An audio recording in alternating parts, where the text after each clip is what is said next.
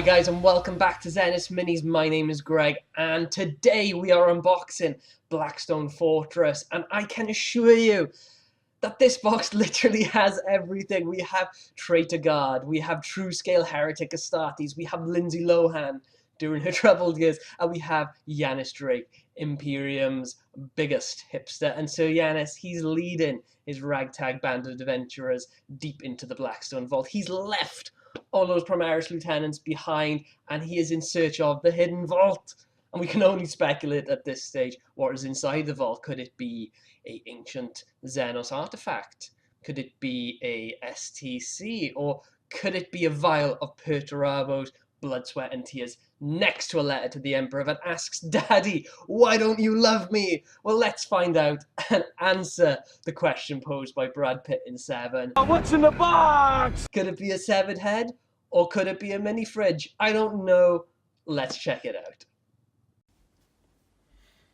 Hi guys and welcome back, and finally we have Warhammer Quest Blackstone Fortress in front of us, Dark Quests in the 41st millennium, and straight away I'm taken in by this very grim dark artwork within the Blackstone Fortress itself. We've got Yanis Drake there surrounded by servo skulls, we've got the Kroot mercenaries, some spindle drones lurking, the Imperial robot, an Eldari Ranger, and I really think there's some Urguls kind of lurking in the background there. So we're going to get stuck into this box. We're going to have a look at everything that's in there. We're going to have an overview of the cards. We're not going to open them up and go through each one, but we're going to check out what they're all about. So yeah, great front of the box. Let's flip it over, and it's quite weighty, showing there's quite a lot of stuff in there. Great. So yeah, some awesome minis in this box. A real diverse range as well. So we got a bit of fluff here on the left. We got I guess an example sort of setup, so a lot of components there. The rule books have been split out as well, which is pretty cool. I like that. It stops you having to like flick between the middle end of any sort of thick rule book. Is a bit of a pain. Got board tiles, loads of cards, counters, markers, and then the miniatures themselves. So very diverse cast. When it comes to the explorers, we've got a rogue trader, Imperial navigator, the ranger, crew tracker, man of iron, Imperial robot, Rain and Rouse, rattling twins. So these are pretty cool little guys. Sniper, mini fridge, they are prepared. We've got Thaddeus the Purifier, the priest, Pius Vaughn, a missionary zealot, probably my favourite model, the one I'm most looking forward to painting. So yeah, they could have just put in anything in here. They could have gone with their poster boys. There could have been another Primaris lieutenant. So I think we're all grateful that they've gone for Xenos. They've gone for some of the more obscure people within the Imperium. Abhumans, Psychers, some of the Zealots. You know, so it is a great range of characters to choose from. And they've done the same with the bad guys. And Chaos are making a bit of a return. The Traitor Guardsmen are probably one of my favourite things in the box. Held off by the Forge World, so glad that I waited. The Rogue Psychers as well with their balloon heads and very Professor X almost. So really, really good looking models. Negavul Cultist, Dark Mechanicus. Could that be on the way? Chaos Beastmen, so I guess like the Abhumans of the Chaos world, and that Chaos Lord and his retinue of Legionaries, I think they're called. Great looking models, looking forward to painting those, and hopefully a sign of things to come, almost like true scale. They're quite a lot bigger than the old ones, so maybe there's something on the horizon. Not going to read into that too much yet. And the spindle drones, which I think are kind of a new addition to the universe. I've not read about them or know any sort of lore behind them, so they could be a brand new addition. So yeah, a lot of stuff to take in on the back. And the bottom then, not too much here. We've got social media. It's for 1 to 5 players. You can play solo if you want. Playtime is approximately 2 to 3 hours per session. Nothing else. 12 plus. No babies. Cool. So let's get stuck in. And we got a lot of. I say a lot. There's not that many sprues. So we're gonna have a quick look here. I'm just gonna move these out the way so they're not in the background. And we're going to have a look at, these are the explorers. So we have Yanis Drake with his rapier and the Imperial navigator. but there as well. And I think that's some bits from Rhine and Rouse, the Ratlins. So yeah, really good looking plastic sprue, and the plastic stuff is great now. I'm so glad they got rid of fail cast and metal, and because this plastic just looks amazing.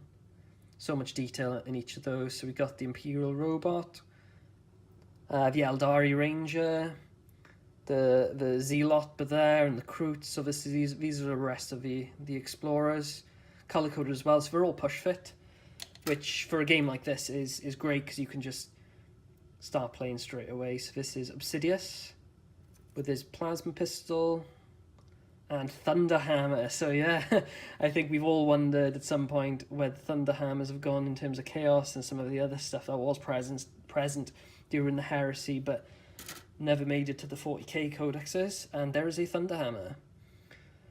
So these are two of the same. So I did read up, there were some customization options in terms of weapons and heads, I think, for like the Beastmen. So even though they are pushed to fit, there is a bit of variety there if you want to customize a little bit. So yeah, the Traitor Guard look awesome. So I'm just going to pan through this. And the Urguls, yeah, really looking forward to painting those. I don't know why, but those kind of like blood red hands or kind of the swollen hands, I just love that colour scheme, so looking forward to painting those. We got Beastmen components here, chainswords, the prods from the Dark Mechanicus guys. And it's good to see some of those come back as well. I mean, the Rogue Trader Kill Team expansion had some kind of like Nurgle technology glitchlins, I think they were called. So it's great to see that, but like to actually go almost like full-blown Dark Mechanicus is another level. So yeah, this is exactly the same. So we got like what's here, Psyker. So I think we didn't see that in the last one. Also, here's the Legionaries, from the Black Legion, Spindle Drone, Lasguns. So even if you're using these, like it comes with the 40k rules in here, but it's great to finally be able to add Traitor Guard to your armies. So we got a separator. So I know these are put in to kind of stop the sprues from damaging what's underneath, but it sucks that they always have these little marks on them. It'd be great to like frame these and maybe put them in like a game room or something like that, because the artwork is always pretty cool. So I'll move that out the way. And yeah, a lot of stuff. So bases and the dice. So these pastel dice really won me over when it came to this box. Not that I needed any more convincing, but purple, green, like a beige. Too excited for what is pretty much dice. D8s, D10s, all the same. So let's have a look at the cards then. So I'm not going to open these, like I said. We're just going to have a check out what each of these are. So this is a Resource Stronghold artifact card, a med pack. Not too sure what this is. Probably need to go through the rules on this one. Stronghold artifacts. So I think these may be like your gear and stuff like that you get throughout. And here we have initiative. So this is how you kind of line up the initiative. So whether it's one of your explorers taking a move action or attack action or taking a turn, or whether it's one of the enemies, like the Traitor Guardsman or Rogue Psyker. New threats, I think these are the Legacy cards. Yeah, Legacy, Discovery, Mortis, Stronghold. So Legacy is great because you can keep these games going. It's not just one encounter, it's done and dusted. You can pretty much carry on the game until you've won the objective or everyone is dead. So I play a lot of zombie side, and the quests don't really kind of carry over. You have to kind of start again. So actually this is kind of the stasis bags really, where you can almost capture your game as it is and wait a while, pack it away, and then when you open it up again you can carry from where you left off. So it's awesome that you've got the option to do that, and as the story advances, new threats become available, and it almost like progresses, which is great. So here we have the encounter cards, and they tie to these exploration cards. So as you can see, we've got different discovery locations, 1, 2, and 3, and these Traitor Guardsmen, for example, would spawn at each of these discovery locations as an encounter. So these are, I think you've got like multiple different deployments almost of these hexes.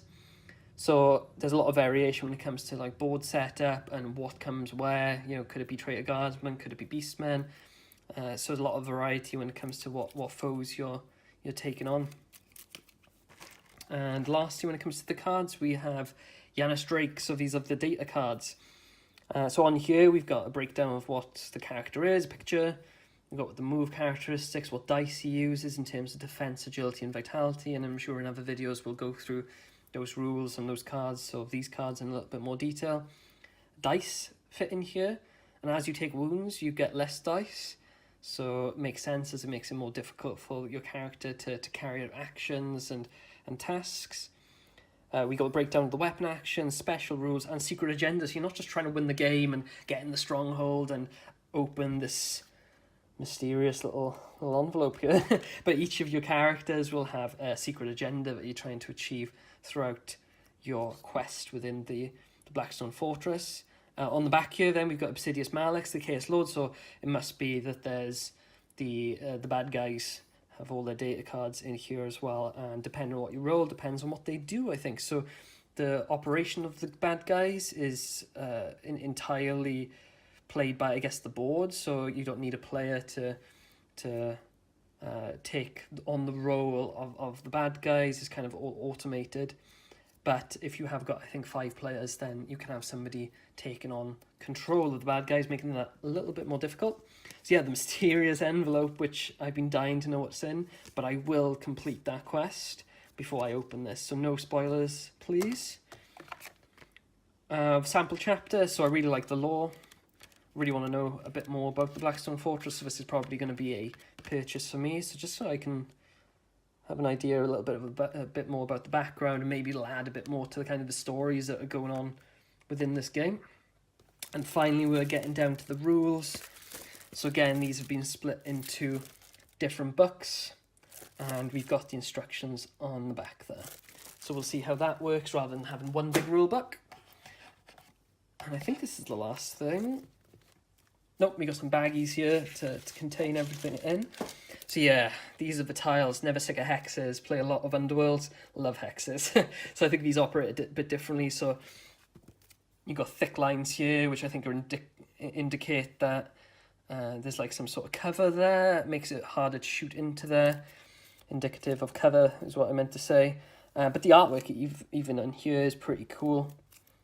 Got some sort of ritual going on here. Got some sort of awesome Xenos head, which has been used as cover. And just, yeah, the colour combinations of the pinks and the light blues is pretty good. But you've also got a lovely upward chin shot of me in the cellophane, so I'm sure you're enjoying that. And on the back, whoa, we got ships. So we got, what's that one? Yeah, we got the Kroot ship, I think. That's Kroot. Got some more Imperial cruisers, the Eldar or Eldari. So yeah, so it's awesome to see. I think, yeah, these are the ships of the Precipice, which is kind of like your stronghold, or you kind of like your home base, really, when it comes to returning and upgrade things. So you got different facilities for different of the ships. Got a line of sight and some various tokens there.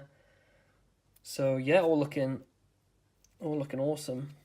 Really like the artwork and the design. Say very atmospheric. And here we are, we're done. We have unboxed the entire thing, so I hope you've enjoyed. It's been, yeah, really interesting to see what's finally in the box. Super excited to start getting this all built tonight and ready. So thank you for joining, and leave a comment, subscribe, like. I'm still very new to this, I think this is my second unboxing sort of ever. So if there's anything you want to leave in the comments, any suggestions, what you would like to see, please let me know. And check out my other videos. I'm going to be uploading some more detailed videos around what are in these card packs. So it's going to be great to go through each of these. And we're going to take a look at some of these explorers in more detail once I've built it. So brilliant. Thanks for joining, and see you next time.